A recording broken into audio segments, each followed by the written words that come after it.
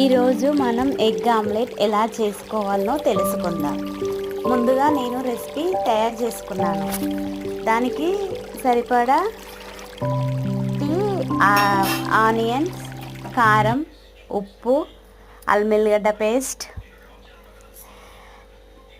ధనియాల పొడి ఇలా రెసిపీ చేసుకున్నాను. తర్వాత ప్యాన్ పెట్టుకొని ముందుగా నూనె పోసి ఈ రెసిపీని అందులో వేసేసి ఇలా ఆమ్లెట్లా చేసేసుకోవాలి. అప్పుడైతే మనకి ఒక 5 మినిట్స్ తర్వాత మంచిగా ఉబ్బడము వస్తుంది. తర్వాత మూత పెట్టుకోవాలి. మూత పెట్టేసినాక నెక్స్ట్ మళ్ళీ మరలేయాలి, తిరగలేసేసేయాలి. తర్వాత చూస్తే ఇలా ఈరోజు మనము ఎగ్ ఆమ్లెట్ ఎలా చేయాలో నేర్చుకుందాము. ముందుగా